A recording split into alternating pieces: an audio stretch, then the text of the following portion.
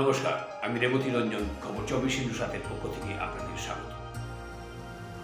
সম্প্রতি ঘটে যাওয়া এক মর্মন্তুদ দুর্ঘটনা উত্তরপ্রদেশের ঝাঁসির রানী লক্ষ্মীবাঈ সরকারি মেডিকেল কলেজে জ্বলন্ত দগ্ধ হয়ে 10টি তাজা শিশু মৃত্যু। এই 10টি শিশু নিউবর্ন বেবি, 54 জন শিশু আগুনে ঝলসে যায়।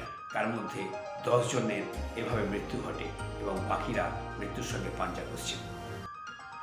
উত্তরপ্রদেশের এই ভয়ঙ্কর ঘটনায় সমস্ত মানুষের মনকে একবারে বাকরুদ্ধ করেছে, যন্ত্রণায় ভরিয়ে দিয়েছে।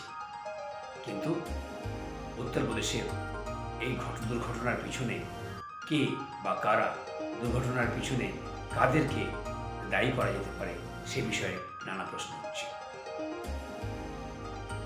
এই নিউবর্ন বেবি চাইল্ড কেয়ার ইউনিটে 2টি আইসিইউ আছে। একটি সামনের দিকের আইসিইউ এবং একটি পিছনের দিকে। সামনের দিকে যে আইসিইউ, তাতে বিশেষ করে অল্প বিভিন্ন নতুন শিশু যে সমস্ত জন্মগ্রহণ করছেন তাদের চিকিৎসা করানো হয়ে থাকে। যাদের কিছু ডিসেবিলিটিস থেকে থাকে বা প্রবলেম থেকে থাকে তাদেরকে রাখা, এবং যাদের একটু বেশি ক্রিটিক্যাল তাদেরকে পিছনের দিকের আইসিইউতে রাখা। শোনা যাচ্ছে শর্ট সার্কিটে বা বিভিন্ন গুজবেও বিভিন্ন রকমের অন্যান্য কথাও শোনা যাচ্ছে যে কোনো নার্স সেলাই কাঠি জ্বালিয়েছিলেন এবং তার ফলে সে অক্সিজেন থেকে এরকম ঘটনা ঘটেছে। যাক, সেটা তদন্তের বিষয়, সে বিষয়ে আমরা যাচ্ছি না। আমরা দেখছি যে এই ভয়ঙ্কর মর্মন্তুদ দুর্ঘটনায় মানুষের মায়েদের, তার আত্মীয় পরিজনদের চিৎকার। কি দায়ী? শোনা যাচ্ছে এখানকার যে সমস্ত ফায়ার ফাইটিং সিস্টেমস তা কোলাপসড।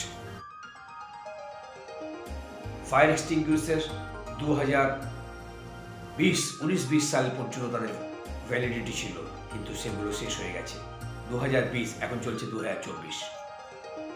তাহলে এগুলো কারা দেখত? কেন ফায়ার অ্যালার্ম সিস্টেম চলেনি? কেন তার জন্য জলের ব্যবস্থা, যে সমস্ত ফায়ার ফাইটিং সিস্টেম আছে সেসব কাজ করেনি? কেন এর মক ড্রিল হয়েছে প্রতি বছর? এই ফায়ার সেফটি বিভিন্ন ধরনের যে সমস্ত প্রোগ্রাম হয়ে থাকে, তাদের মক ড্রিলস হয়ে থাকে, তাহলে সেগুলো কীভাবে হতো? কেন সাইন হতো? কীভাবে সাইন হতো যে প্রতি বছর মক ড্রিল হচ্ছে? ফায়ার এক্সটিংগুইশার কেন এত 4 বছর ধরে তার এক্সপায়ার হয়ে গেছে, অথচ নতুন ফায়ার এক্সটিংগুইশার নেই? নতুন ফায়ার এক্সটিংগুইশার যদি থাকতো তাহলে সেগুলো চার্জ করলে হয়তো কিছুটা অগ্নি প্রশমন করা যেত। সিস্টেমে গোড়ায় গলদ। শুধু বড় বড় ডিঙি হাঁকলেই তো হয় না। এই হসপিটাল বানাচ্ছি, অমুক করছি, তমুক করছি, কিন্তু যা রয়েছে তাই সামলানো যাচ্ছে না। এরপরে যদি তদন্ত করে দেখা যায় পুরো রাজ্যের মধ্যে যে অন্যান্য যত হসপিটাল আছে সব তাদের যে কী অবস্থা, সেটা নিশ্চয়ই অনুমান করা যাচ্ছে। ভাবতে কষ্ট লাগছে। আত্মীয় পরিজনদের চিৎকার, তাদের আর্তনাদ। সবচেয়ে বড় কথা, এই নিউবর্ন বেবি যেগুলো, তাদের কিন্তু আইডেন্টিফাই করা যাচ্ছে না। বাড়ির লোকেরা বুঝতে পারছে না তাদের বাচ্চা কোনটা, তাদের বাচ্চা মৃত না বেঁচে আছে, তাদের বাচ্চা কি অবস্থায় আছে, কোনটা তাদের বাচ্চা চেনা যাচ্ছে না। কারণ ওদের হাতে ট্যাগ থাকে, ওদের কোনোরকম বেঁধে দেওয়া হয়, তাদের নাম্বার দেওয়া থাকে, এসব চলছে, চলে গেছে, আইডেন্টিফাই হচ্ছে না। মানুষের কান্না, হসপিটাল চত্বরকে এক মর্মন্তুদ পরিস্থিতির সৃষ্টি করেছে। আমাদের কবে শিক্ষা হবে? কবে আমরা মানুষের জীবনকে বাঁচানোর জন্য হাসপাতালকে আমরা যে মনে করি সেখানে আমরা যাই গরিব মানুষেরা, আমরা কবে হাসপাতালের প্রতি বা ব্যবস্থার প্রতি আরও সজাগ হব। রাজনীতির ডামাডোলে শুধু ইলেকশন চলে যাচ্ছে, শুধু রাজনীতির চাপান উতর, গালি গালাজ এ সমস্ত চলছে, কিন্তু প্রকৃত ব্যবস্থার সে স্বাস্থ্য বা অন্যান্য সর্বক্ষেত্রে